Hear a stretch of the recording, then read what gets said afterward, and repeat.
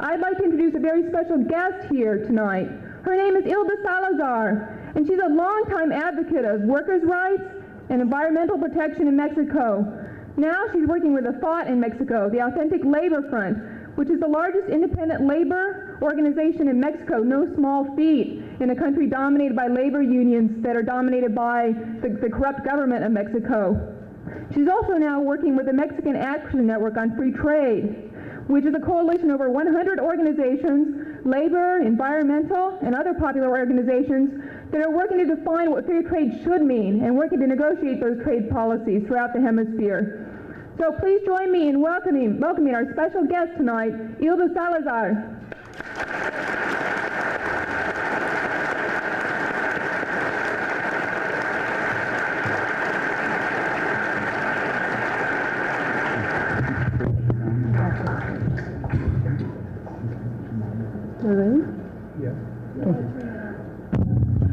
Buenas noches. Good evening. Quisiera en primer lugar agradecer I would first of all like to thank al MIT y a las compañeras de casa por haberme invitado en esta ocasión MIT and the compañeras from Casa for inviting me to address you on this occasion.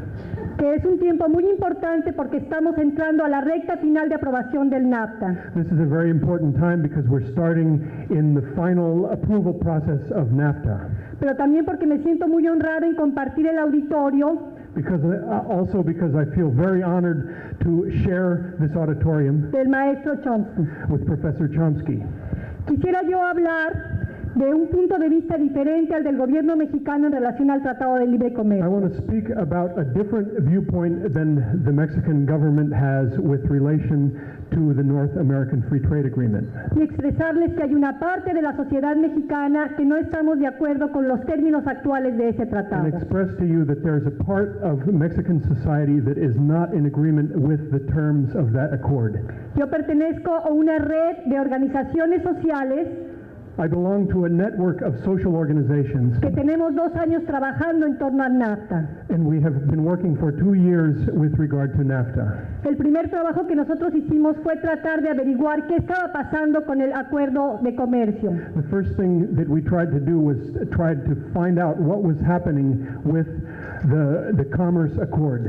Cuando los gobiernos de Estados Unidos, México y Canadá anunciaron que se entraría en una negociación de un tratado de libre comercio, When the governments of the United States, Canada, and Mexico announced that they were going to start dialogue about a free trade agreement, y que fue dado con gran publicidad en nuestro país, which was greeted with great publicity in our country, al mismo tiempo empezamos a carecer de información concreta. at the same time we started to suffer from a great lack of information. El grueso de las negociaciones del tratado fueron hechas en secreto. The majority of the negotiations were done in secret, Acompañadas de una gran publicidad, pero carentes del contenido concreto de lo que se estaba They were negociando. accompanied by a great deal of publicity which totally lacked content about what was being negotiated.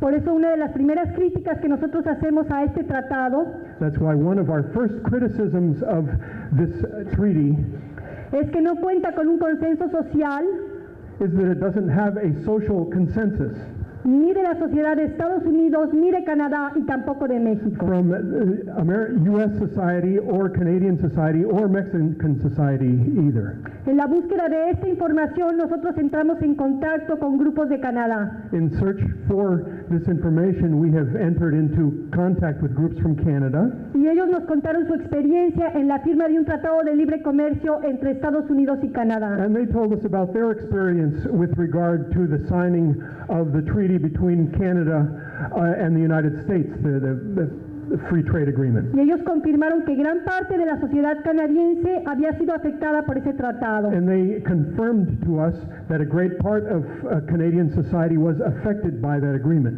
Particularmente en lo que se refiere a sus empleos, especially with regard to their jobs, pero también en relación al medio ambiente. but also with regard to the environment. Empezamos entonces una lucha por tratar de conocer cuáles eran las negociaciones del tratado e influir en sus decisiones. So we started to begin a struggle to understand the content of what was being negotiated in the treaty and to have an effect on those negotiations. El Tratado de Libre Comercio para México empezó a adquirir más y más importancia.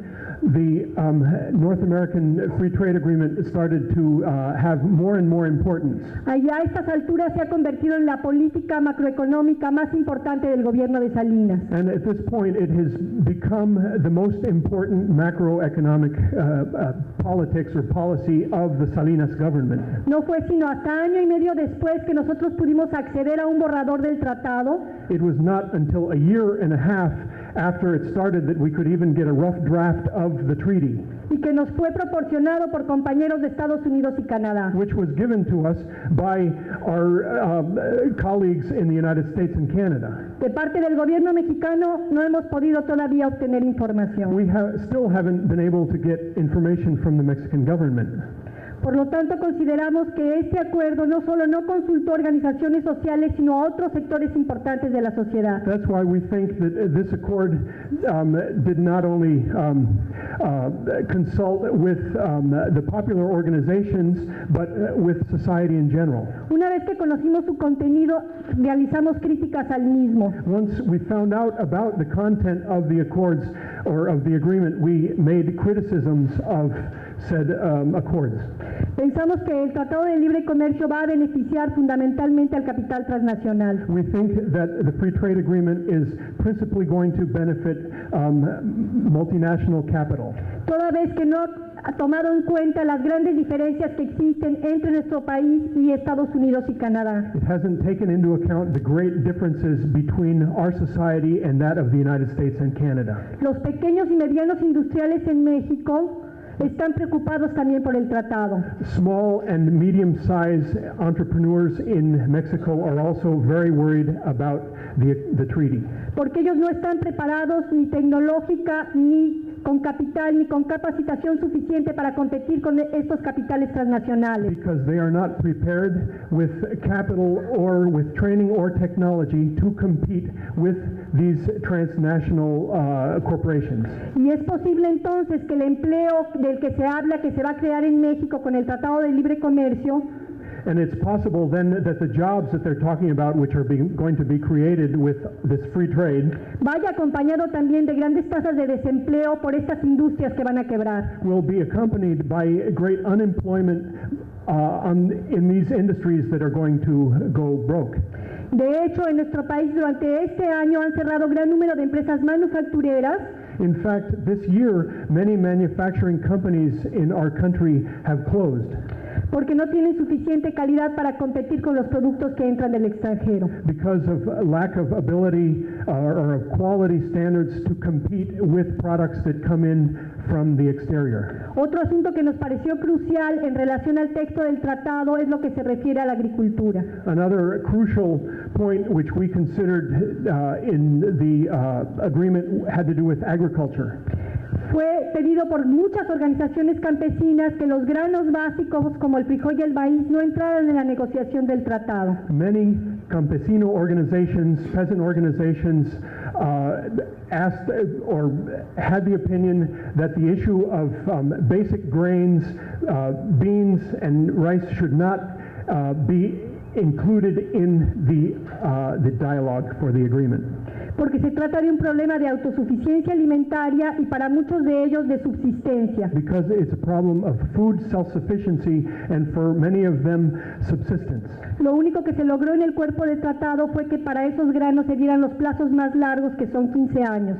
The only thing that was accomplished was that with regard to basic grains, there were longer time limits given, that is 15 years.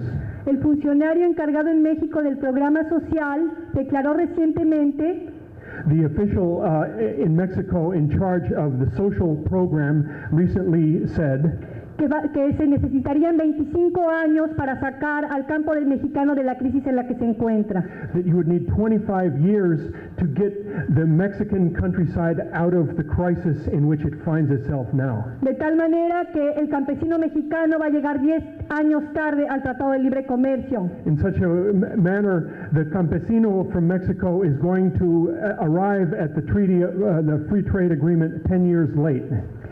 En orden para enfrentar el Tratado de Libre Comercio en mi país, la Constitución ha sido cambiada en los últimos 2 años. In order to deal with the free trade agreement, in the last 2 years in my country, the Constitution has been changed. El tratado todavía no se aprueba y los cambios ya han sucedido en México. The treaty has still not been approved, and the changes have already happened in Mexico. Un cambio muy importante en nuestra legislación fue el artículo 27 que regula la propiedad de los recursos. Important change is in the Article 27, which deals with La propiedad de la tierra, el agua, land ownership or resource ownership. Esos recursos llamados ejidos estaban en esa legislación en propiedad comunal y no podían ser vendidos ni enajenados. Those properties which are called ejidos, according to the Constitution, could not be sold or expropriated. Eran un patrimonio de la comunidad y ahora esos recursos pueden ser vendidos por la cabeza de familia. They were a common heritage of the community, and now those properties can be sold by the head of household.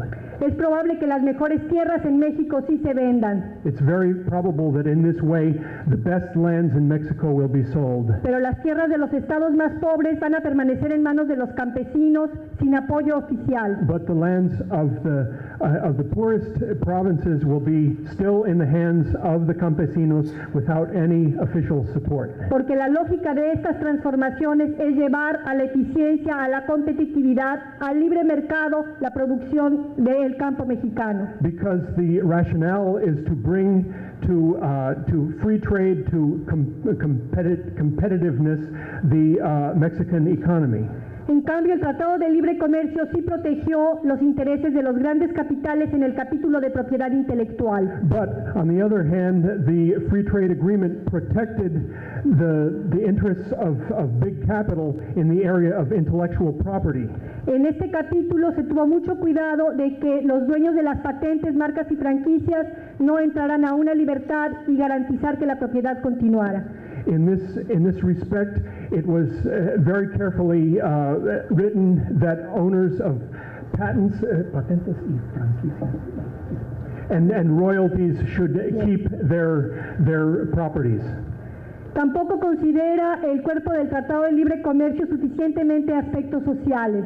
The Free Trade Agreement also does not adequately consider social concerns. Nosotros hemos llamado esto la agenda social que debería estar incluida en el tratado. We call this the social agenda, which should be included within the agreement. Un aspecto se refiere a las cuestiones laborales, a los derechos de los trabajadores. One aspect is about labor issues, about workers' rights. Otro se refiere al cuidado del medio ambiente. Another aspect is the environment and care for the environment.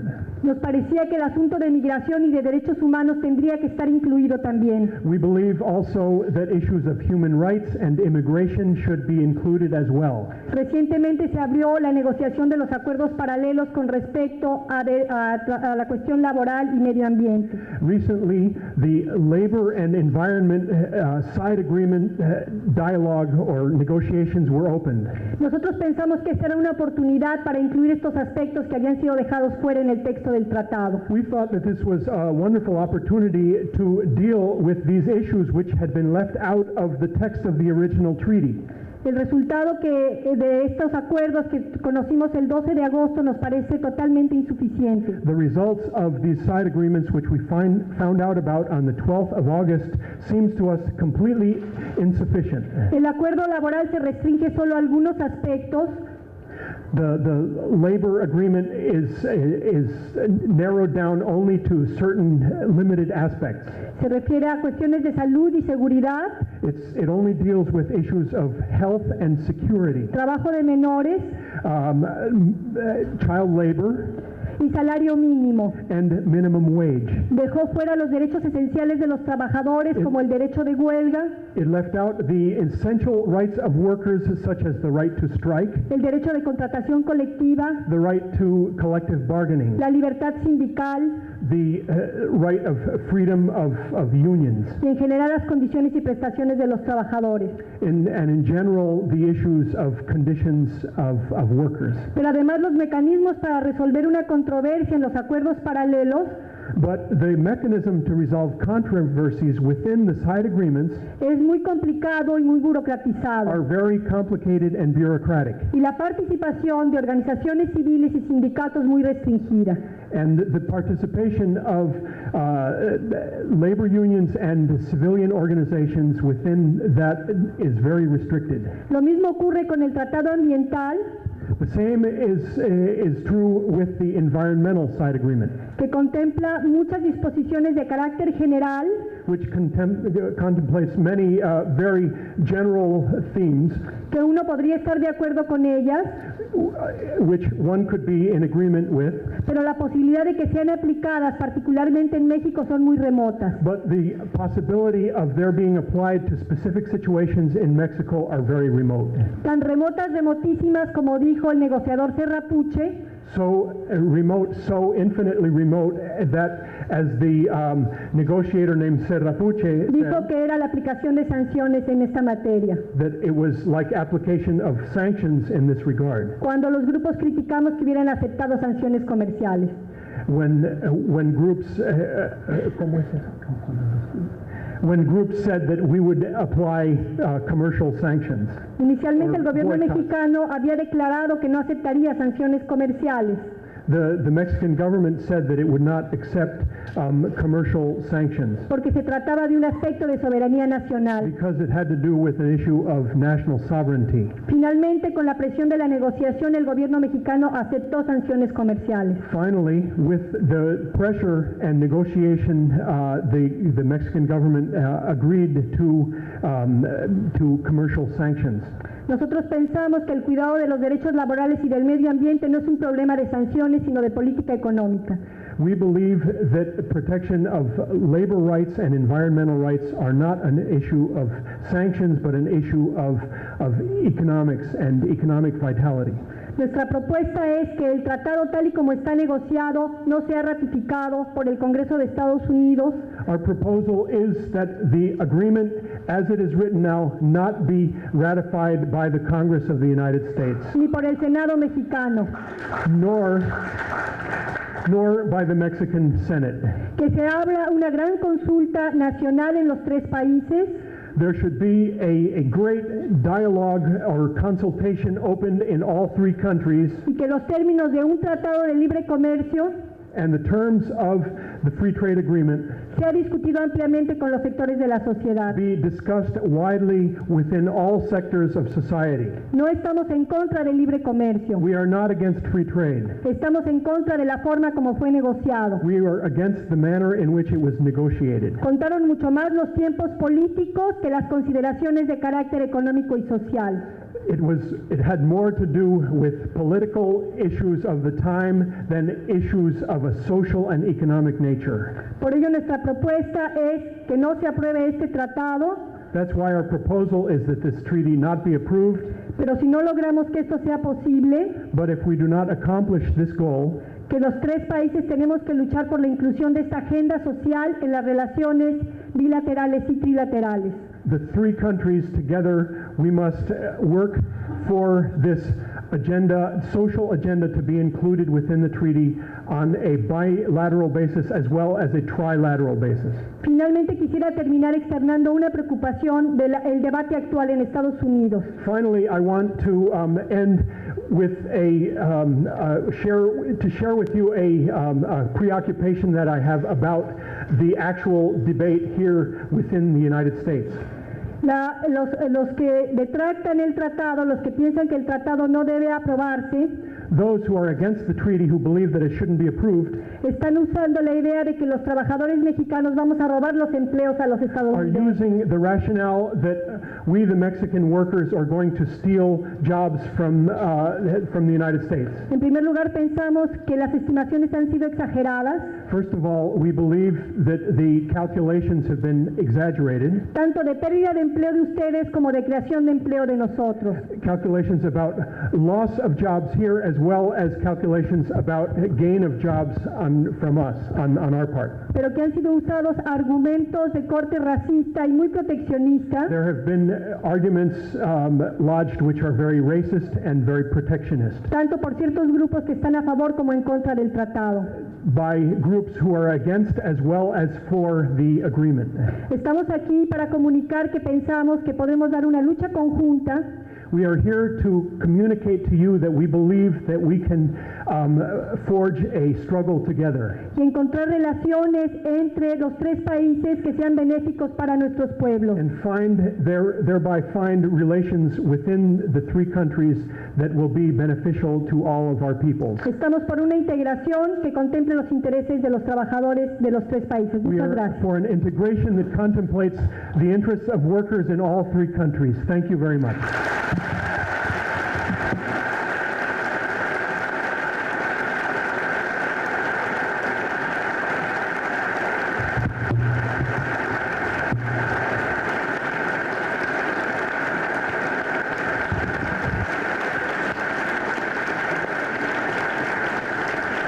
For that message that has been so lost here in the United States.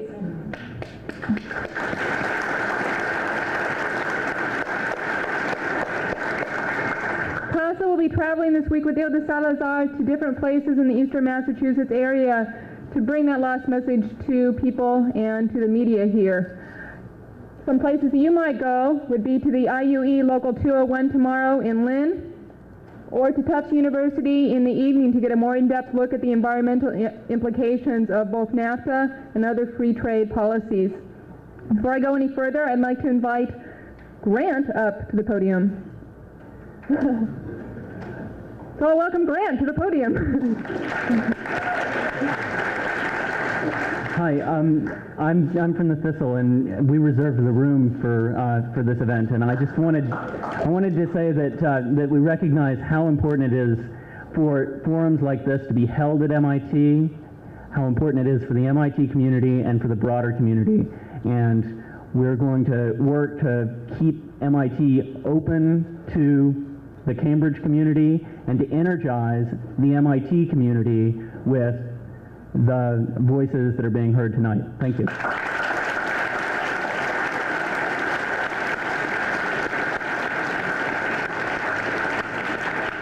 The Thistle and MIT Initiative for Peace have both been very supportive of CASA's work in the past and of all progressive causes here in the area. The Thistle is an incredible university progressive paper, and it's not just for students at MIT, and it's widely available at locations. Well, what can I think of it's available?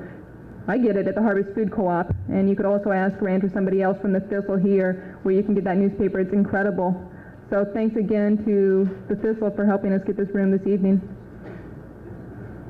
And now I'd like to introduce to you the man who really, I think, needs no introduction.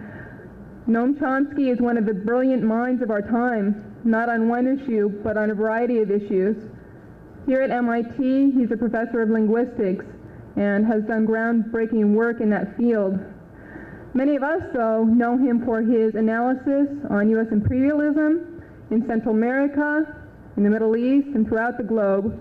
We know him for his analysis about the media, his analysis that helps us to evaluate what the media covers and why they cover what they cover and why they leave out what they leave out. Many of us know him for his writings, Manufacturing Consent, Year 501, The Conquest Continues, and now many of us know him because he's a film star. Manufacturing Consent, again, is a film that puts together many of the ideas of Noam Chomsky, and if you haven't seen it, I strongly encourage you to watch that film. On behalf of CASA, I'm very honored to welcome Noam Chomsky here tonight. CASA is very grateful that Noam Chomsky again has agreed to do a benefit for CASA and to talk about the issues that are very important to CASA and to the hemisphere. Please join me in welcoming Noam Chomsky.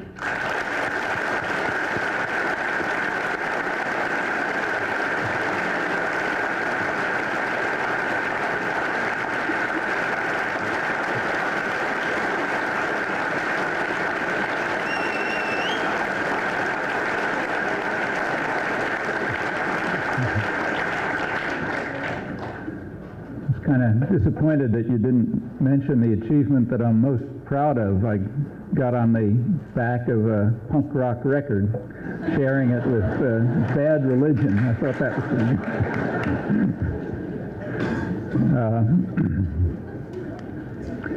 When I'm asked to talk about topics like tonight's topic, at least what the topic that was announced in the Thistle, where I get all my information from, as everyone should, democracy and free trade, the first thing that comes to mind almost inevitably is a story about Mahatma Gandhi, who was asked once what he thought about Western civilization.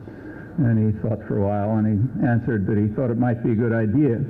And I have no idea whether the story is true or not, but it's a nice story anyway. And it certainly applies to the question of free trade and democracy. They might, in fact, be good ideas.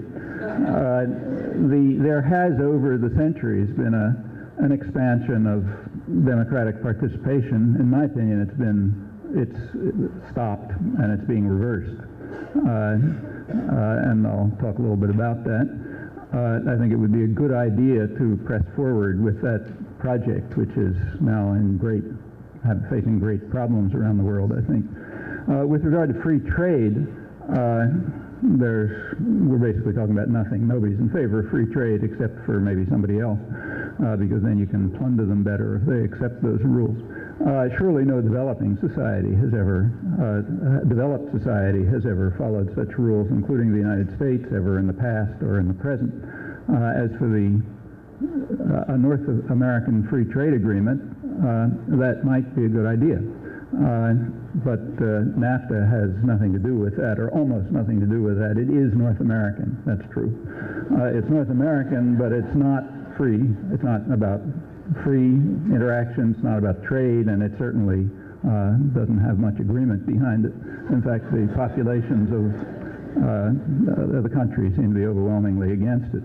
So a North American free trade agreement might be something interesting to talk about, and democracy is certainly interesting to talk about, and the connections between democracy and free trade are also worth talking about, but now we'd be, like some academic seminar about some topic that doesn't exist. In the real world, things are a little different. Now, it's not that democracy and free trade aren't words that are bandied about constantly. They certainly are. For example, if you subject yourselves, as I do for some masochistic reason, to reading the New York Times every morning, the last couple of days have been full of, last week have been full of discussion of something called the New Clinton Doctrine. The New Clinton Doctrine, surely it's all about free trade and democracy. If you read, there was a major speech given by the National Security Advisor, Anthony Lake, a lot of articles about it, and so on. Apparently something really important is going on, to judge by the headlines, headlines like U.S. vision of foreign policy reversed, not just modified, but actually reversed. The doctrine, the New Clinton Doctrine, is certainly involves at least a rhetorical commitment to democracy and free trade. It opens as follows. It says, I'll quote the actual words, throughout the Cold War, we contained a global threat to market democracies. Now we should seek to enlarge their reach.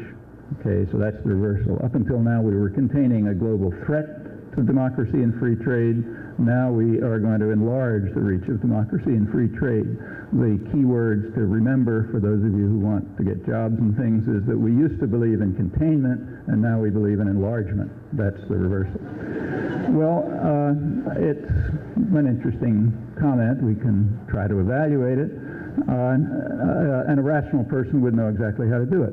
So a rational person who wanted to find out, say, let's begin with the first part. Throughout the Cold War, we contained a global threat to market democracies. A rational person who wanted to find out, say, what pre-Gorbachev Russia was doing during the Cold War would begin by asking what they did do. for example, specifically in regions that were under their influence and control. So you want to find out what they were trying to do, you look at what they did do in Eastern Europe, for example. That tells you what you're trying to do, if you're rational. Similarly, a rational person who's trying to figure out what the United States was trying to do through the Cold War, throughout the Cold War, would take a look at what it did do, particularly in areas which are under its influence and domination. Well, that's a much wider arena for us than it is for pre-Gorbachev Russia, but there's plenty of evidence in it, and there are some parts that are plainly decisive to answer these questions, certainly for a rational person. The obvious place to look is Latin America, which has been almost totally under our domination and control with no interfering factors since the Second World War, and for the Caribbean region from far beyond that. So that's where you would look to find out about our containing a global threat to democracy and markets. So, for example, start with just the most important case. The most important country in Latin America, the biggest, the richest, and so on, is Brazil. And according to this doctrine then, when the Kennedy administration dedicated itself to overthrowing the parliamentary government in Brazil in the early 1960s, and then the Johnson administration picked it up, instituting a regime of neo-Nazi fascist torturers and killers, national security state. The reason they did that was because they wanted to defend democracy and markets. That's what we're told to believe. And in fact, that's pretty much what was believed, or at least what was said. So, for example, Kennedy's ambassador, Lincoln Gordon, when the generals took over, said that he praised what he called this democratic revolution, which he called a great victory for the free world. In fact, the single most decisive victory of freedom in the mid-20th century. This is while the torturers and the killers were very visibly at work. He also added another line which helps explain what this is about. He said that this is a great victory for the free world, which should create a greatly improved climate for foreign investment. Well, that suggests something. In fact, it did create a greatly improved climate for foreign investment. To call it a victory for freedom and democracy requires a rather special understanding of those words. As the fascist terror was imposed with greater violence and destruction in Brazil in the following years, Brazil became, quoting, the Latin American darling of the business community. That's quoting the business press, and it's quite accurate. It is true that there were some reservations about the sadistic violence with which the improvement in the investment climate was being carried out, but it was indeed the Latin American darling of the business community. There was nothing particularly new about that. The same had been true about Mussolini's Italy and about Hitler Germany.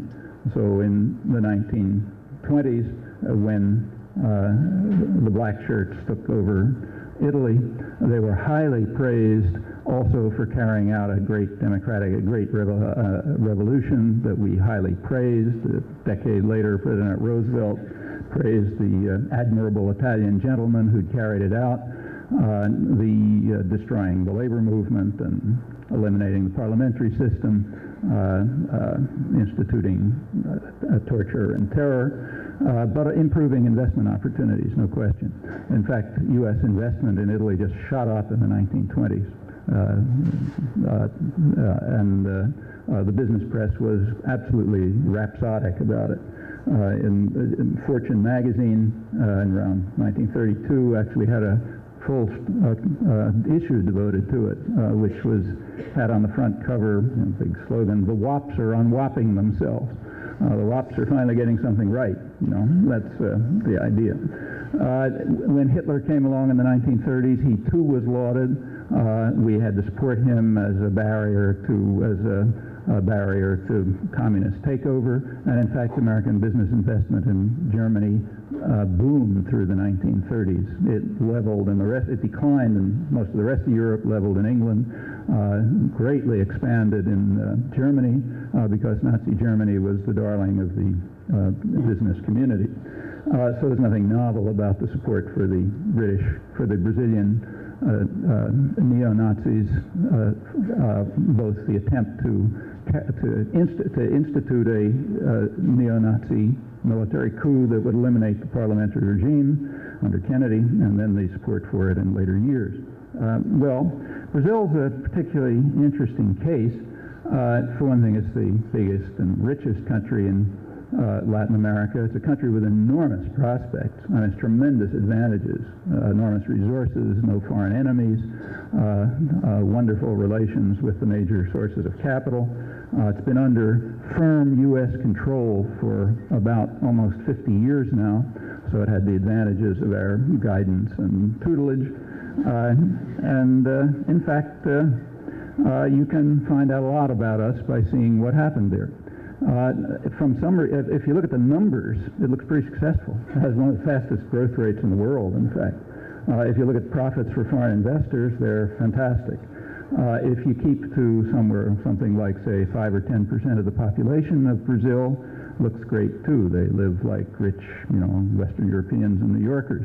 If you bother looking at the other 80% or so, well, sort of down in Central Africa. In fact, this super rich country with extraordinary advantages was ranked recently by the UN Report on Human Development in 80th place, right next to Albania and Paraguay. Well, what developed in Brazil is in fact what develops under the particular form of market democracy that we have advocated and in fact instituted, namely a two-tiered society, radically split between a small sector linked to international business and investors, which does very nicely, and a huge mass of essentially superfluous people who survive as they can. In Brazil, not very well. Hundreds of thousands of children die of starvation every year. Medical researchers in Brazil have identified what they regard as a new species, 40% the brain size of humans, after actually generations of starvation. These are in perfectly fertile areas, except where the land is monopolized for agro-export in accordance with the most best approved neoliberal models. And if anybody tries to get into it, there's always the security forces to keep them out. Brazil wins many prizes, for example, in murder of street children by the security forces, in child slavery, if you can believe Brazilian authorities who are investigating this, in killing of children for the purposes of organ transplant, as is very firmly believed, I should say, by analysts there, although it's a little hard to believe. But it's, in many respects, is doing very nicely, and it tells us a lot about ourselves. In fact, if you look at the monographic literature in Brazil, it's regarded as a success. So, for example, the senior historian of the CIA, Gerald Haynes, has a highly regarded monograph that came out about a year or two ago where he calls this, he points out that when the U.S. took over Brazil in 1945, it was going to be a testing area for scientific methods of development, and we're going to show them how to do things. Writing in 1989, he says this is a grand success story for American capitalism, worked out just the way we want it. So for a rational person would look at that and say, well, that tells us something about the way we've been containing a global threat to market democracies throughout the Cold War. Well, perhaps Brazil is unusual for some reason. So we could look at other cases, like we could look at how we defended democracy in Guatemala or Chile and a whole list of other places, and I won't waste your time on it because you know what we'll find. We can look at other things, which are in a way even more revealing and not quite so much on the surface. So a couple of days ago, I think 2 or 3 days ago, I forgot, the World Bank came out with a new report on Latin America, which was quite ominous from their point of view.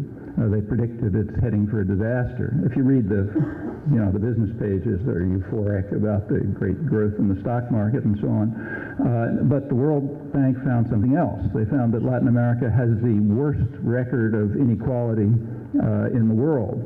No other area comes close, and in fact they predict that this is going to lead to chaos and destruction unless governments intervene somehow to do something about it. Well, why does Latin America have the worst record of inequality in the world, meaning the sharpest division of this two-tiered society between the tiny sector of very rich and the mass of very poor. Certainly Mexico is a perfect example of this. The economic miracle in Mexico in the last 10 years, economic miracle is a technical term, which means the macroeconomic statistics look nice and the population is dying. That's what's called an economic miracle, and Mexico is an example. The part of the economic miracle that very much impresses foreign investors and industrialists is, for example, that they've managed to knock the wages down about 60%. The labor share of income in Mexico over the economic miracle has gone down by, probably 25% or something like that. And the stock market, in fact, is doing great, except 95% of the shares are owned by 8,000 people, of whom 1,500 are foreigners. That's the two-tiered third world model. Very successful, but the World Bank is worried because the radical maldistribution of wealth, which has become far more serious in recent years, they think is going to have chaotic effects. Why did that happen? Is it something in the Latin American genes, perhaps, hence not a consequence of the fact that we've been essentially running that place throughout the Cold War? Well, you can get the answer to that too, but here you have to look a little harder. The U.S. took over Latin America in 1945, literally took it over. Finally, the U.S. was powerful enough in 1945 to achieve the goals of the Monroe Doctrine. Before that, it had been mostly words, except for the local region. That meant we had to throw out our enemies. Our enemies were Britain and France. We kicked them out. And we took it over for ourselves, and as Haynes says, turned it into a testing area for scientific methods of development by the methods of capitalism and markets, with the results you see. Well, exactly after we kicked out the French and British, there was still, a lot of other people to worry about, those guys who lived down there, and they happened to have some ideas of their own. Their ideas were described, in fact, by the U.S. State Department in internal records, now, of course, declassified, and the State Department was much concerned about what was going on in the minds of the peons down there, because the governments who are by no means radical, I should say, but nevertheless the governments were committed to what the State Department called the philosophy of the new nationalism, or otherwise called economic nationalism. And the principles of the philosophy of new nationalism were that governments should work for improvement of production for domestic needs, for broader distribution of wealth, for raising of the standard of living of the masses, and should adopt the principle that the first beneficiaries of a nation's wealth should be its own population. Those are quotes. That's the philosophy of the new nationalism, and obviously that won't do. They got the wrong idea. They don't understand the principles of economic rationalism that you sort of learn in your economics courses. The right principles were presented in the U.S. proposal called an Economic Charter for the Americas, which said that we must end economic nationalism in all its forms, meaning the first beneficiaries of a nation's wealth are foreign investors, not the people of that country. No nonsense about distribution of labor, of wealth, no priorities for development for internal needs and so on. Rather, we follow the sacred doctrines of comparative advantage and international specialization, and it's easy to prove a theorem if you've gone to places like MIT that says that the total efficiency of production increases if Brazil develops in a way which is complementary to the United States. In other words, we should produce the manufacturers and the steel and so on, and they should put out, give us raw materials and cheap labor, and maybe they can do some industrial work, but only the kind that doesn't interfere with us, like, steel industry, but on kind of stuff we're not that much interested in. Interestingly, they were allowed to compete with Europe and Canada. That wasn't against the techniques, the principles of economic rationalism, but they had to be complementary to us, and in particular, no economic nationalism, none of these irrational ideas about the first beneficiaries of the development programs in a country being the people of that country, because they're obviously the foreign investors. Well, the results of all of that, those programs, the United States, of course, won that conflict. Our power was overwhelming, and one of the end results is given to you in the World Bank report several days ago, namely the worst income distribution in the world, because that's exactly what we instituted, policies leading to that in the Economic Charter for the Americas in February 1945 in a hemispheric meeting in Mexico. Well, you might ask whether any of this has changed. Throughout this whole period, it is certainly true that we have sought a particular style of market economy, particular style, certainly not democracy, I'll drop that. But you might suppose one would argue, well, you know, that's just ancient history. When the Clinton administration is talking about what we've done throughout the Cold War, they really mean, say, the last few years. So one can look, say, at the 1980s. How did we protect market democracies in our domains in the 1980s? Our domains, again, the obvious place to look is Latin America, though I should say everything I'm saying generalizes worldwide. It just gets more complicated when you move to places where the United States wasn't completely free to do anything it wanted, and there were some conflicting problems they had to worry about. So you want to look at a pure case, clear case, what we really are, you look at Latin America, if you're rational. Well, instead of giving you my opinion about our attitudes toward democracy in the 80s, let me quote, see how it looks like from the point of view of a Reagan insider, a Reagan official in the State Department, who has written, in fact, quite extensively. One of the main people who's written on U.S.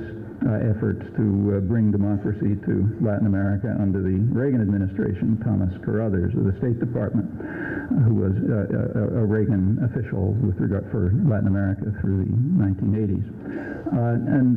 Actually what he writes is very good. I recommend it. He finds, and honest also, he finds a correlation between U.S. influence and democracy. Indeed, there is a correlation, sharply negative. That is, the greater, and he says so, the greater U.S. influence, the less the democracy. So there was a democratizing development in Latin America down in the Southern Cone, where our influence was least. And furthermore, the Reagan administration was opposed to it and tried to block it. Finally, sort of went along with it when it was happening anyway. On the other hand, in the places where our influence was strong, the move was quite in the opposite direction, as he points out, an attack on democracy in any meaningful sense, at least. And he then draws a more general conclusion. He says that the United States did adopt pro-democracy policies, but as a means of relieving pressure for more radical change, and it inevitably sought only limited top-down forms of democratic change that did not risk upsetting the traditional structures of power with which the United States has long been allied. Okay, that tells you what, that's true, tells you what democracy is.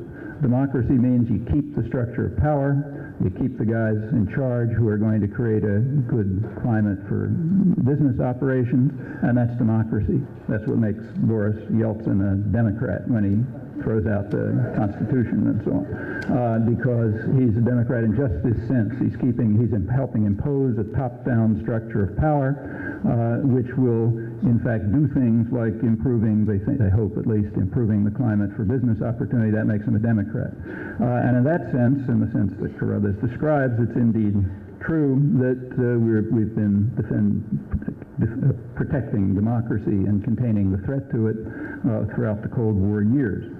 I haven't said anything yet about this global threat that we've been containing, and we can look at that in Latin America too. So take, say, again, Brazil. U.S. intelligence, of course, was much concerned about communist infiltration. They never could find any Russians. If you look through the intelligence record, the Russians weren't trying to get in, as if it would have been possible for them to get in. So they never found any Russians.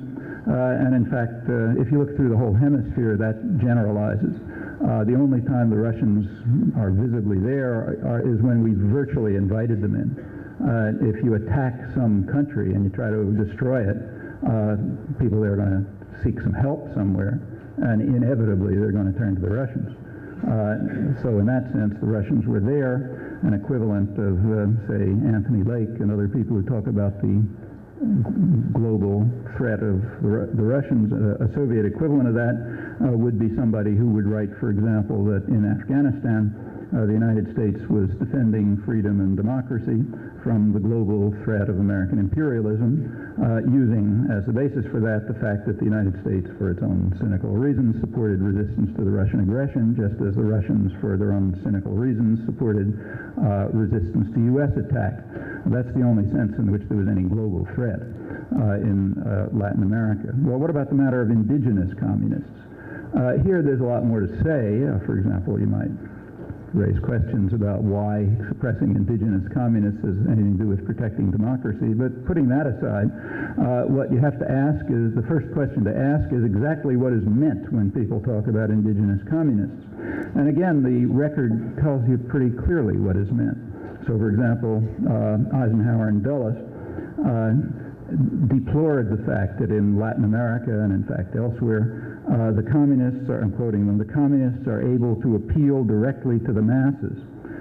They have an ability to get control of mass movements, something we have no capacity to duplicate. The poor people are the ones they appeal to, and they have always wanted to plunder the rich.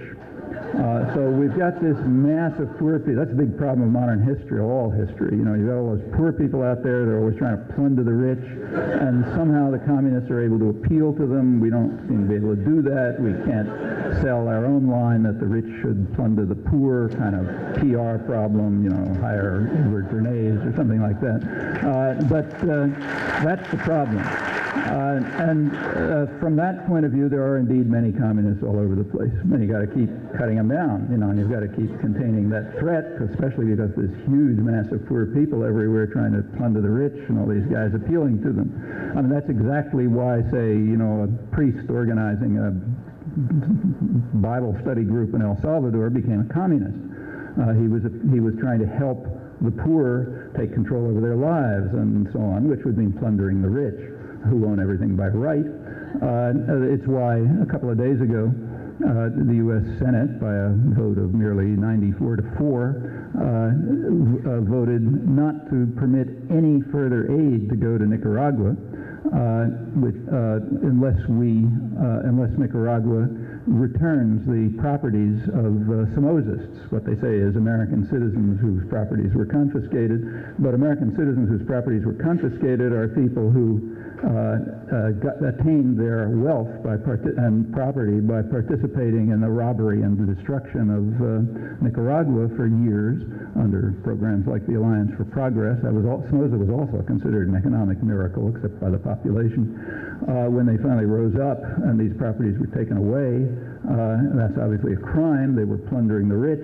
And unless Nicaragua stops that crime and allows the rich to plunder the poor properly, they're not going to get aid from us.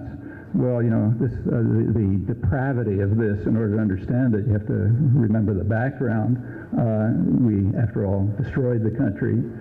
We spent years running a murderous terrorist war in which tens of thousands of people were slaughtered, and now, in fact, the country is down to the level of Haiti, literally. There are tens of thousands of children dying in the streets. They, in fact, appealed to the World Court and won a court case against us and had a claim to reparations, but we kept the stranglehold on and said, drop that claim or you're dead. They finally dropped the claim under an arrangement by which the U.S. guaranteed to give them aid. Little fact which has yet to make it into the newspapers. On that condition, they dropped the claim. We now cancel the aid because they're still helping the poor plunder the rich. Well, that's the sense in which we've been defending the market and democracies from the communist threat. I can go on with many more examples, and you can too, so I won't bother anymore with that. But just make an interesting, what seems to me an interesting comment about our intellectual culture, the one in which we live. People can read and write about our long-term policies of defending market democracy, and they can do it without laughing, without bursting out in hysterical laughter. And that's an interesting fact, actually, because in order to be able to do that, you have to eliminate from your mind questions that would arise in the mind of any intelligent 10-year-old. like the ones I've asked. If we've been defending the threat of, if we've been defending market democracy from a global threat of communism, let's look at the facts, let's look at the cases and see how we did it, say in Brazil or Guatemala and Chile and Nicaragua and so on. Of course, as soon as you ask that question, the whole story collapses. But to maintain it, you just have to be sure you never ask the question. And it takes some doing to do that. You have to respect people who are able to do that, not to ask the kind of question that any child would think of in 3 seconds, and that we would instantly think of with regard to any other country. It takes quite a good educational system, places like MIT and Harvard and everything like it, to ensure that people are so totally deprived of the capacity to think that they can write sentences like that and read sentences like that, and it can never occur to them to ask the simplest, most elementary question, which suffices, in fact, to make the whole thing collapse into hilarious laughter. Well, that's an achievement, and there aren't many countries that have done it, especially under conditions of freedom, maybe none, so we ought to be proud of ourselves. Well, let's drop the fraud about democracy and look at the market. There's some more interesting things to say, and we can go back to Lincoln Gordon, the Kennedy-Johnson representative in Brazil, who was telling us about the greatest victory for freedom in the mid-20th century, and pointing out that this ought to improve the climate for foreign investment. Now, when we say that U.S. policy has been an effort to improve the market in that sense, it's at least partially true. Now we're entering the real world, but still only partially. What's true is that we do try to force, and with given our power, succeed in forcing the third world. The third world now includes Eastern Europe, back to its traditional third world status. That's basically what the Cold War was about. We do, in fact, try to impose upon the third world, and ultimately succeed, given the distribution of power. We try to force them to adopt market economies, and we do this with many impressive pieties about the marvels of the free market, and if you're big intellectual, you talk about the comparative advantage and specialization and efficiency and all that kind of stuff that you know about. That's for others, however. That's where the story ends. That's for others, not for us. We don't believe in the market for ourselves, and we never have. NAFTA, which I'll get to in a moment, is a case in point. It's interesting that people who really do believe in free trade, there's a few of them out there, are generally opposed to NAFTA because it's so highly protectionist. In fact, and if you listen to American corporation executives, they're for NAFTA for exactly that reason. I'll come back to that. In any event, it's typical in that we have never accepted free trade for ourselves. It's something for other people to follow. You get a good example in this morning's New York Times. Might as well be up to the minute. If you take a look at the business section on the front page, there's an article about another new Clinton policy. In addition to the reversal of our vision on foreign policy, we have what's called a new national export strategy. And if you read the article, you'll discover that the new national export strategy goes far beyond, I'm quoting the article, the less coordinated efforts of Reagan and Bush. They had a national export strategy, but now we're going to go way beyond it and have a more coordinated one. Not mentioned in this article, and probably never reported there, is that the national export strategy of Reagan and Bush were in violation of the rules of GATT, the international trading rules, because they were illegal subsidies. And in fact, that was conceded by the U.S. government.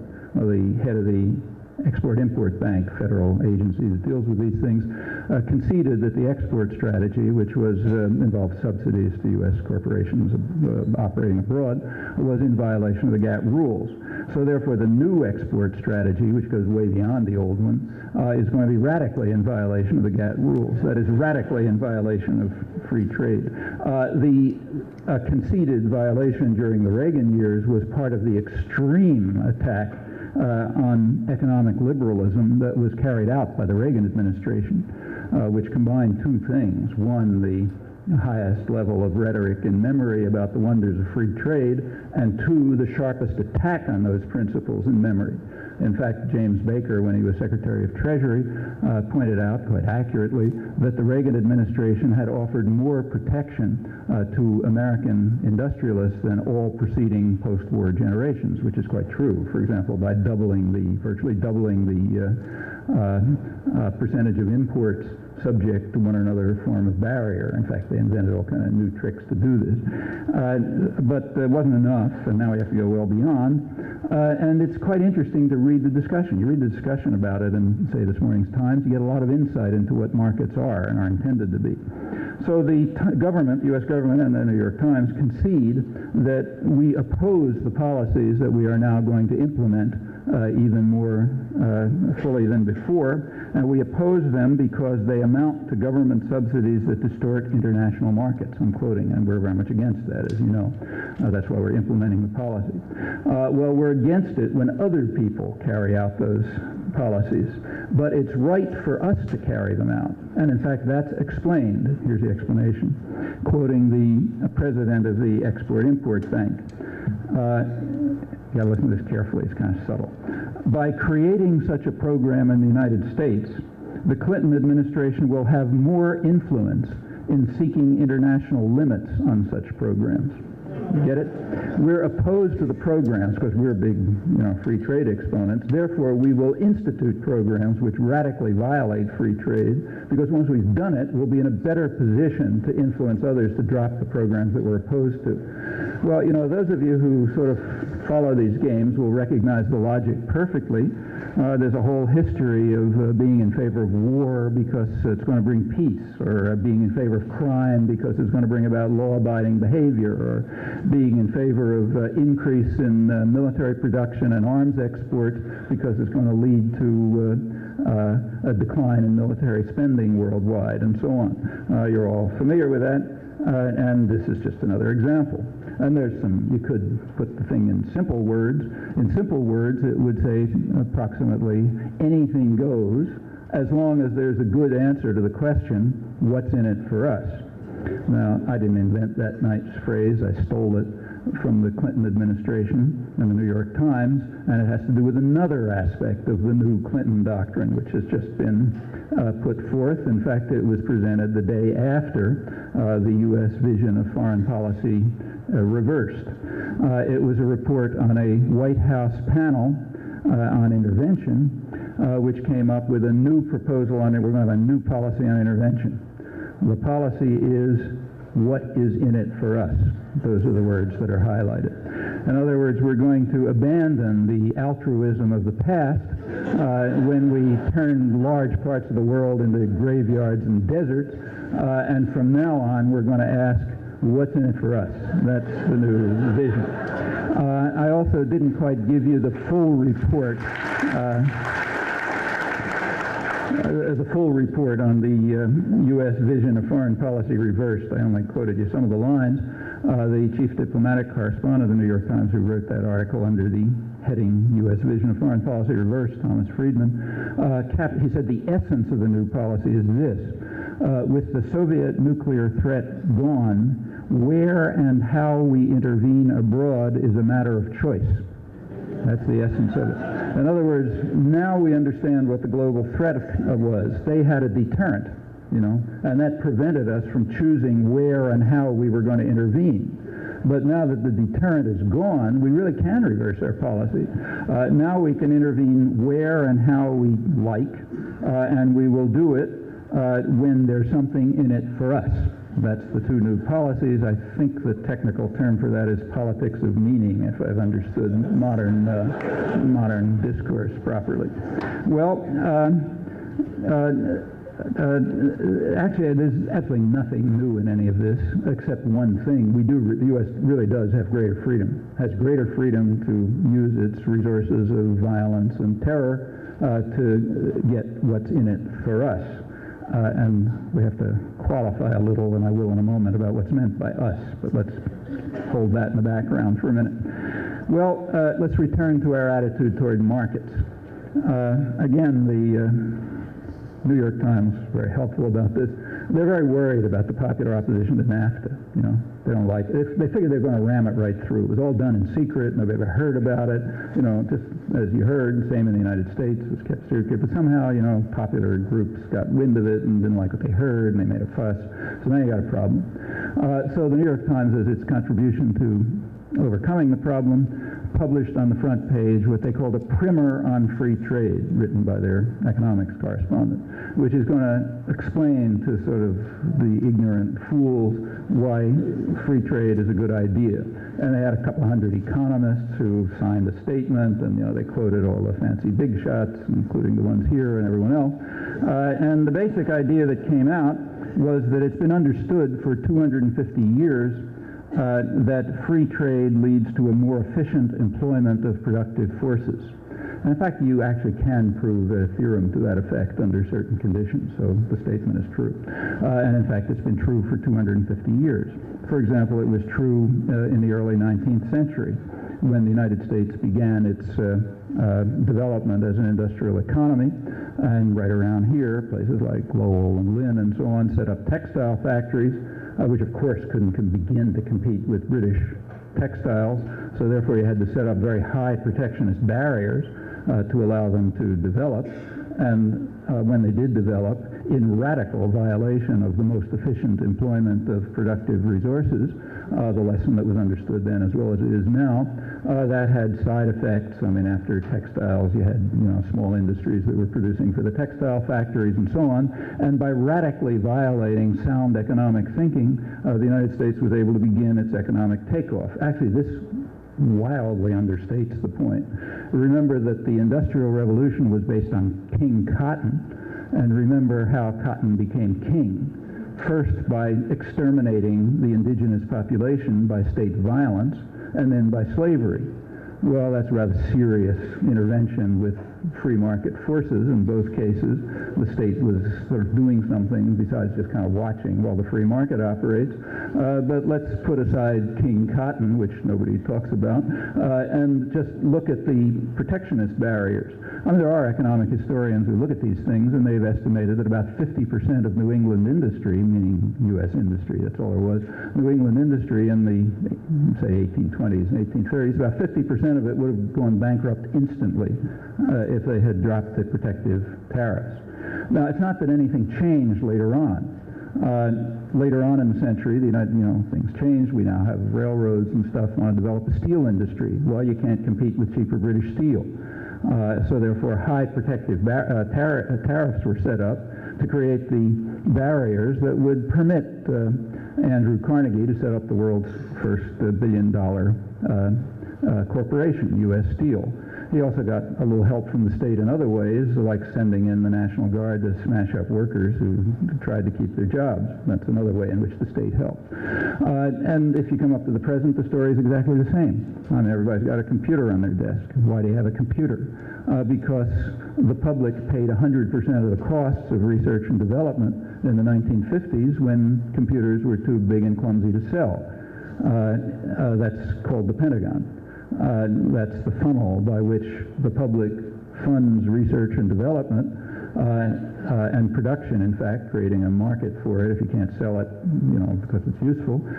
It's called the Pentagon system. It includes, NASA, men on the moon and all this sort of business, and the Department of Energy and so on. There's a network. That's our massive form of intervention in the market, which in fact gives you things like electronics industries and computers and massive parallel processing in the last couple of years, which is a military production, lasers, pharmaceuticals. Pharmaceutical industry works this way. In fact, everything does.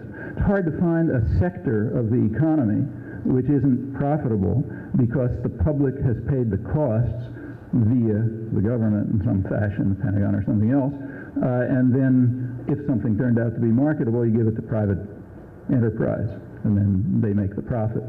So you socialize the costs and you privatize the profits. It's called free enterprise, and it's done via radical state intervention. That's quite aside from things like protectionist barriers. We have a terrible record of protectionism right through the 1980s when, in fact, the U.S. led the way, and so on.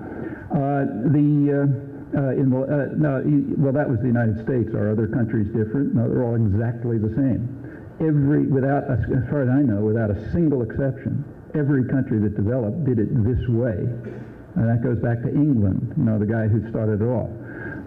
They were able to develop by smashing up Indian industry, which was competitive with them in textiles, in manufacturing, building ships, all this sort of thing. But the British happened to have the guns, so they could destroy it.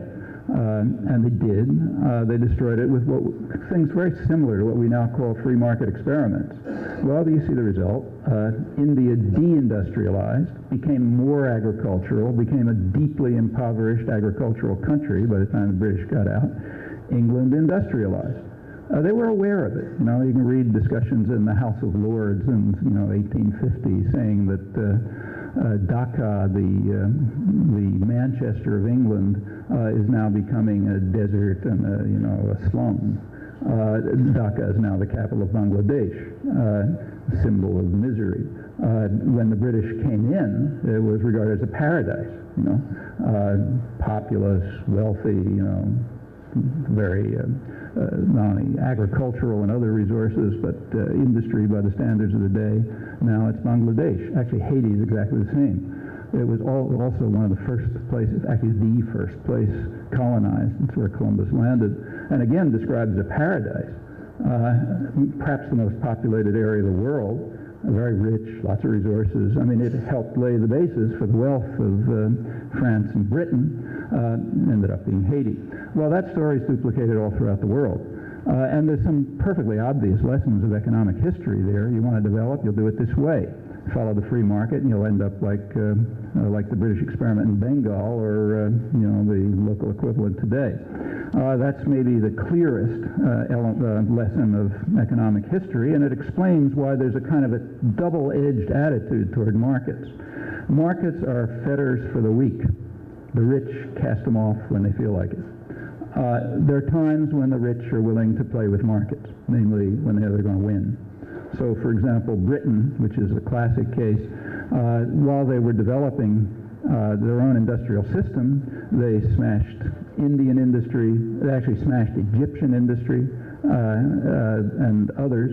They weren't able to smash the United States because we were too strong. We had too many guns here, so we could keep them out. That way they were able to develop. By about the middle of the 19th century, they figured they could probably win. They were so far ahead of anybody else. They became enthusiastic advocates of free trade, and they stayed that way until they started running into Japanese competition in the 1920s, which they couldn't deal with. So they just closed off the empire.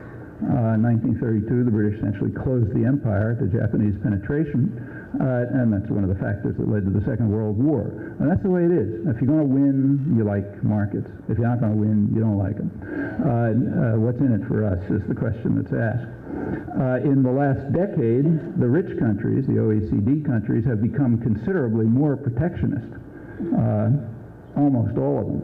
The United States most extreme in many ways, but all of them have become more protectionist.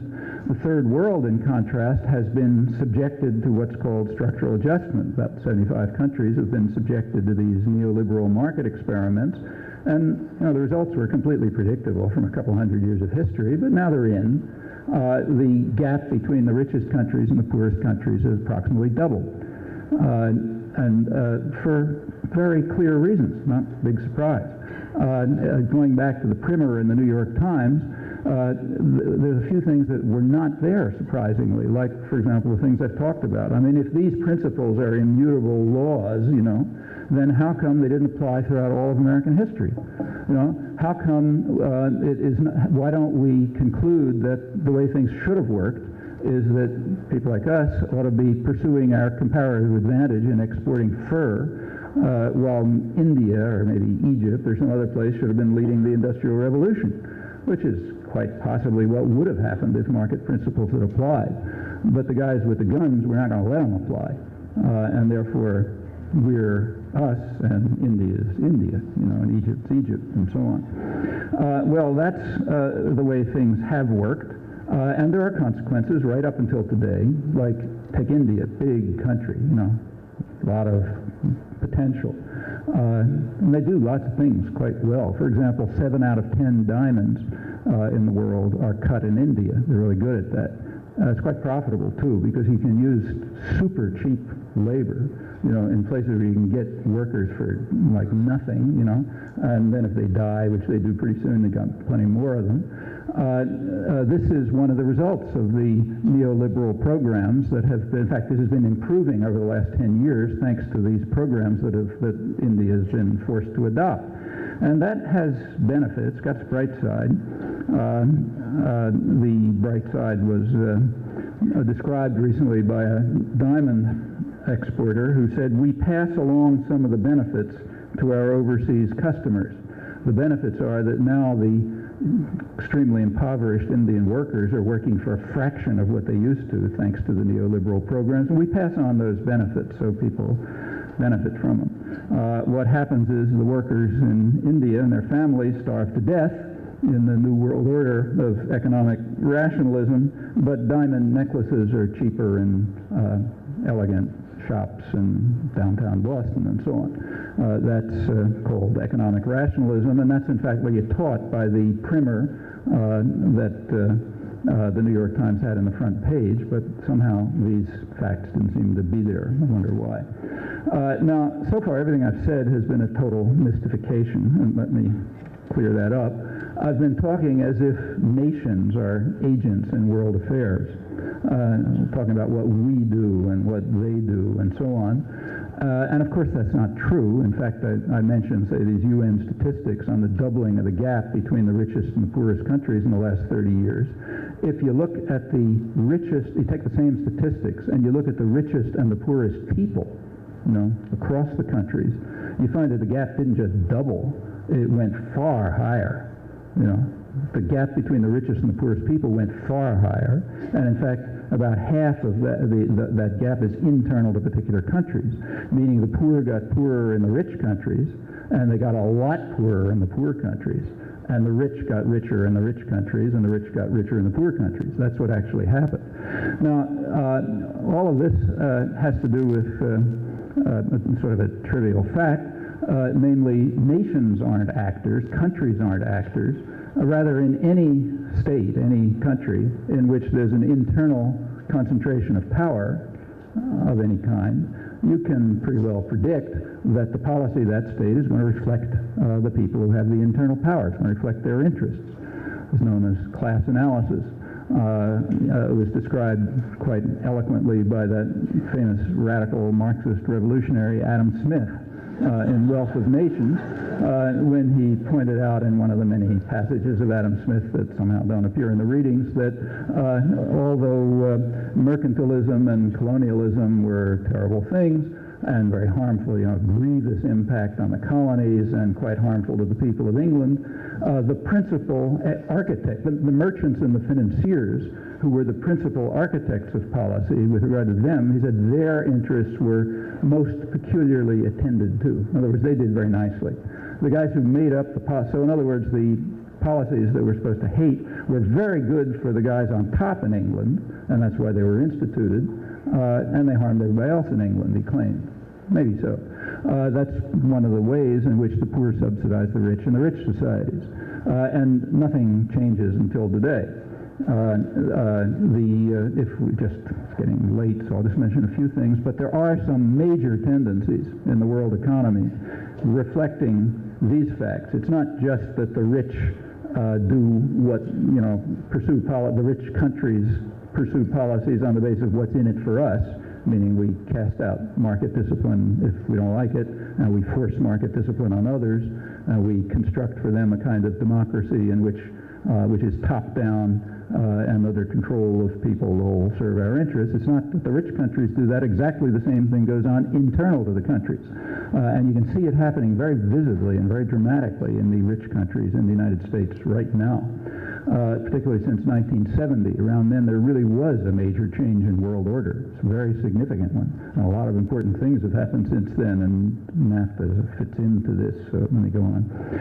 Since about 1970, the United States had been the sort of kind of world banker. Up until then, there was an international economic system, the Bretton Woods system. The U.S. was the guarantor of it, given our enormous wealth.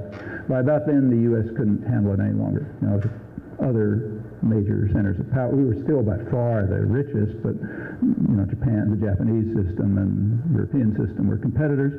The guys who run the thing, who run the game, decide on the rules. So President Nixon decided to throw out the rules. The Bretton Woods system was dismantled unilaterally by the United States in the early 1970s.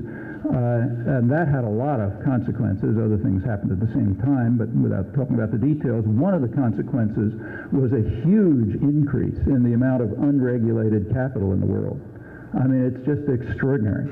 The most recent World Bank estimate, again just a few days ago, is $14 trillion of unregulated capital. I haven't the foggiest idea what that number means, incidentally. I tell it to you, but I don't know what it means. $14 trillion, but I do know one thing about it. $14 trillion of unregulated capital means that the countries of the world do what they're told by international finance. So national banks in countries, say, means European countries, not poor countries, can't defend their own currencies. The European monetary system just collapsed because it couldn't withstand the attack of unregulated international capital. It's an open question whether even the rich country like the United States could withstand that pressure. Probably not, as many expect, I think. Certainly third world countries haven't got a chance. So there's this huge amount of completely unregulated capital, very narrowly concentrated, like it's not that, the folks you run into in the street own it. And it's quite international. It goes anywhere it likes. With modern telecommunications, you can shift the currencies larger than the total reserves of some big country from one place to another in about 2 minutes, and so on and so forth. That's one change. A second major change that has taken place in the last 20 years is a very sharp increase in the internationalization of production. It's connected with this. It means it's a lot easier to move production to high repression, low wage areas. Places like those diamond cutters in India. Much easier to do that, and to do it for big manufacturing as well. That's connected with the easy flow of capital and the easy availability of it. In fact, that has reached such a point that, again, in a recent World Bank study, foreign sales of transnational corporations are now estimated to hold about a third of total productive assets, and the foreign sales of transnational corporations are now considerably greater than all of world trade.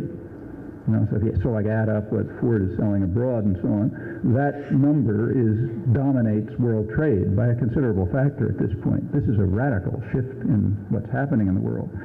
Furthermore, what's called world trade is itself a bit of a joke.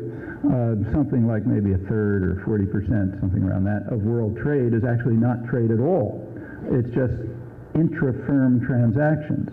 It's one branch of the Ford Motor Company moving something from one place to another and happening to cross a border. So that has nothing more to do with trade than if you own a grocery store and you move a can of beans from one shelf to another. It just happens by accident to cross a border. Now, those are not small numbers. That's estimated, as I say, well over a third of world trade. And that aside, even this phony notion of trade is itself dominated by foreign sales of transnational corporations. Furthermore, the third major point is that with this huge increase in international capital, what it's being used for has shifted radically.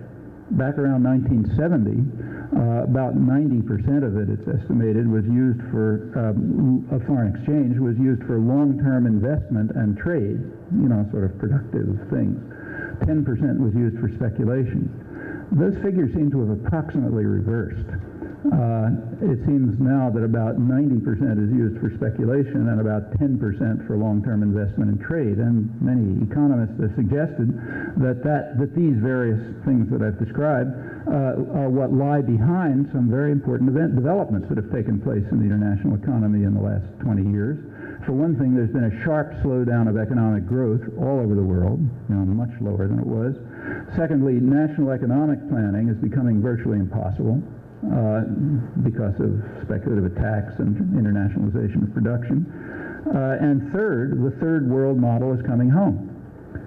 So as you shift production abroad, trying to compete with those starving diamond cutters in India, or Mexican workers who are not going to get jobs from NAFTA. In fact, they're going to be flooded. In fact, they'll probably end up with lower wages because part of this arrangement will wipe out agricultural producers who won't be able to withstand what in effect are highly subsidized U.S. agribusinesses. Millions of them will flood to the cities. That gives you a huge labor market. The government's repressive enough so that it won't, you try to organize a union, you get killed. So maybe they'll have jobs, but it'll be like these Indian workers. Well, that's what happens, but of course it comes home as well, because the people in the rich countries who are trying to compete with them, they're driven down to that level. You're not getting you might get a kind of harmonization of global standards, but it's harmonization downward under these conditions, not upwards. And under deflationary, non-stimulative, kind of low-growth equilibrium, which turns the whole world more and more into a sort of a two-tiered third-world style society. American workers, for example, are becoming essentially superfluous for production. And they're also probably, although this is an open question, they might be becoming superfluous for consumption. In the days of a more national economy, say like the 1920s, Henry Ford understood that if he wants to sell his cars, he better pay his workers, $5 a day. Otherwise, nobody's going to buy his cars. It's not so clear that that's still necessary in a more internationalized economy of the kind that I just described. The answer isn't in on that one. It may very well be possible, and that's certainly the direction we're going, to have internationalized production seeking the most highly repressed, lowest wage workers anywhere and orienting the production towards wealthy sectors around the world. Ford World Car. The production is going to the rich, who in the rich countries are a fairly substantial number, and in the poor countries are a very small number, but they're all over the place, and they may turn out to be the market, in which case you get exactly what you see when you take a walk in any American city. You see South Central Los Angeles, or downtown Boston. People who are basically superfluous. It's not on the scale yet of the favelas around Rio, or the slums around Cairo and so on, but the phenomenon is quite visibly growing. You can't miss it. You see it everywhere, and you all know it, so I won't go on with it. Furthermore, the guys in charge are quite aware of it and very happy about it. The Wall Street Journal, for example, had a front-page article a couple of days ago in which they discussed some new statistics that had come along, which they said are of transcendent importance. Not a little thing. What's of transcendent importance is that thanks to the attack on labor in the last 10 years and the partial marketization of American society, meaning the poor play the market game, the rich have the state to protect them, the usual double-edged sword. Thanks to this, they said U.S. wages have now fallen below every other country in the industrial world, with the sole exception of England. Margaret Thatcher managed to do even a little better than we did. And that's really good, we're the richest, most privileged country in the world, and incredible advantages, and we've succeeded in getting wages driven down lower than any of our competitors, except England. Not quite down to the level of South Korea and Taiwan yet, they said. They're kind of trying, keep after. And those are quite natural consequences of these general long-term tendencies. So the diamond cutters may starve to death in India, and hundreds of thousands of children may starve to death in Brazil, but people here are going to be starving too. And in fact, if you check cities like, say, Boston, a rich city with big medical center, the Boston City Hospital, which caters to the general public, was forced to set up a malnutrition clinic a couple of years ago that treats third world levels of malnutrition and has to use triage, because they don't have enough resources. The problem, they say, becomes much worse in the winter when parents have to make that agonizing choice between food for your children and heat for your home, so they get more of it. Well, we're going to see more and more of that because it's a kind of like a natural consequence of these policies. Markets for the poor, state power for the rich. That's an old story, but it's taken on quite new forms in the last years. Again, the business world is very clear about it. They're highly class conscious. They know exactly what they're doing. And fortunately, they write about it, so you don't have to make it up. You know, they tell you. You read the business press, it's right there. Take, say, General Motors. We've already achieved this result of transcendent importance, but we want to go further. So let's take the biggest corporation in the U.S., General Motors.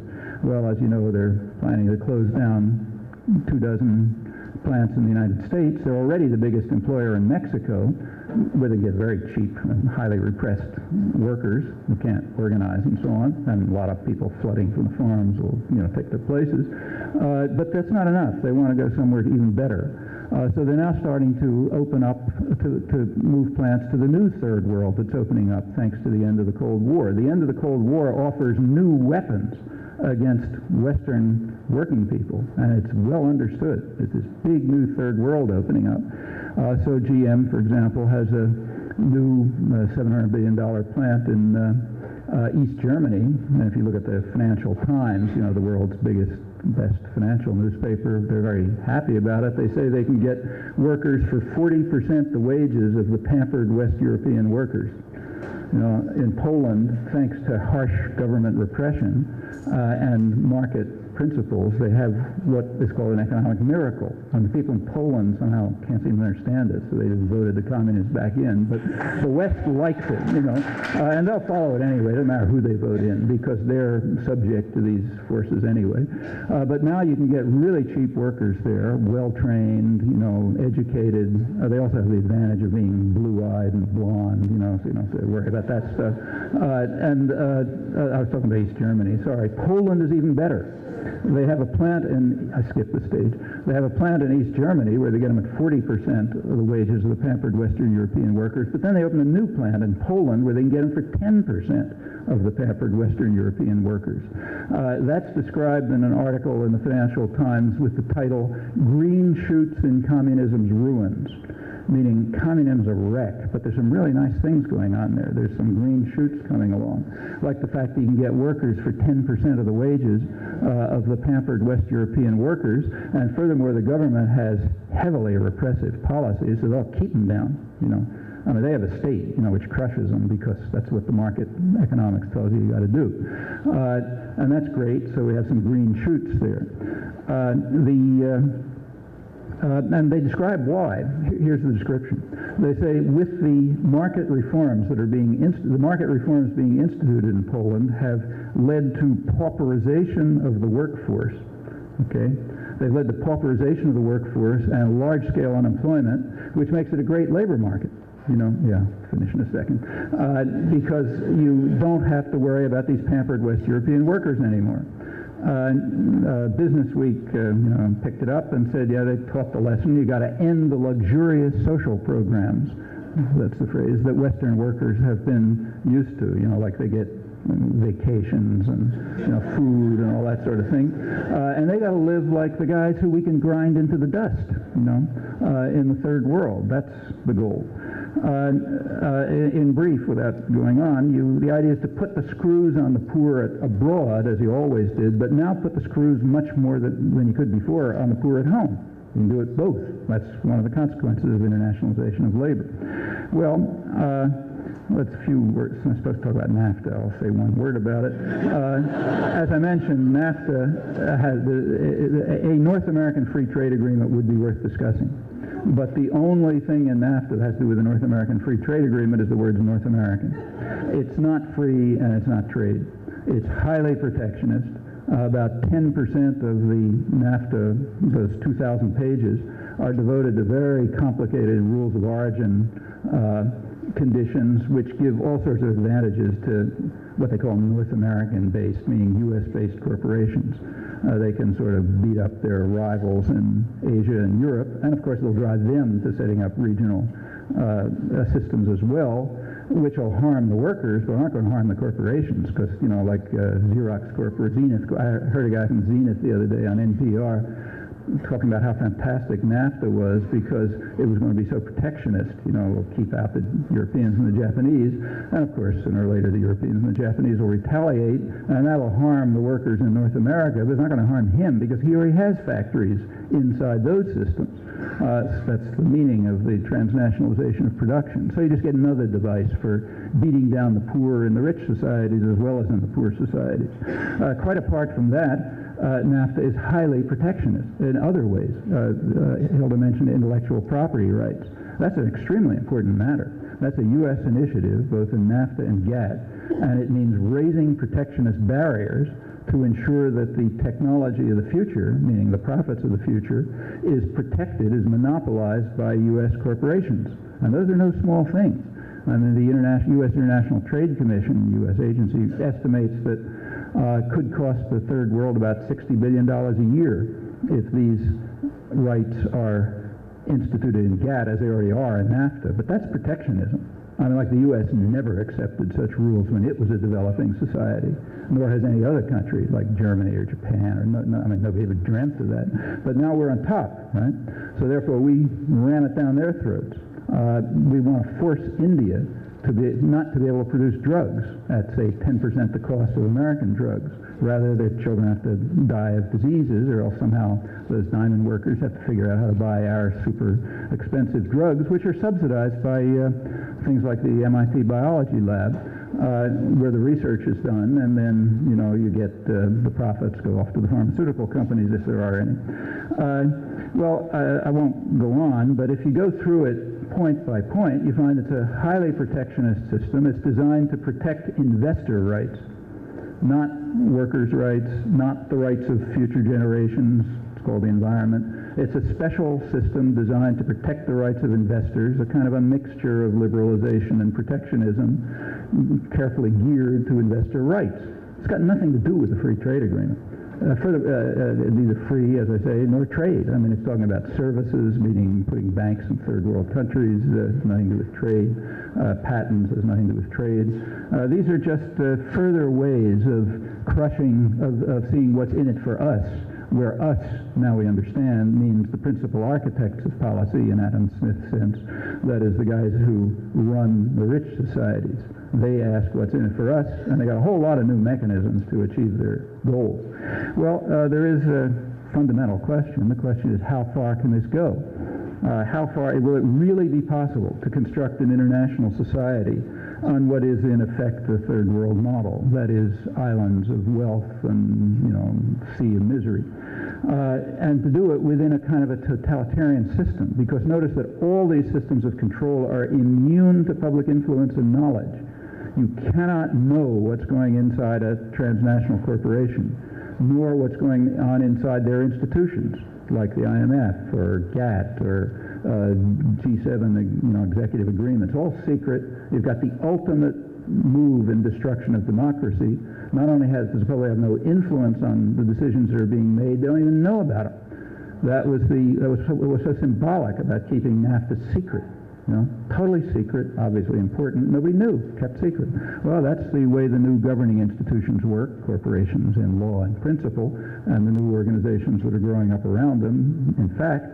So will it be possible to set up a world in which you have, in effect, a kind of, you know, a deep kind of totalitarianism, maybe under an electoral facade, you know, so the kind of democracy that Carruthers talks about in Central America we could keep here too, or will popular resistance, which increasingly is going to have to be international in scale, so it's going to have to be Mexican and Americans together working on these things just as the enemy is international, will it be able to somehow dismantle these evolving systems of domination and violence?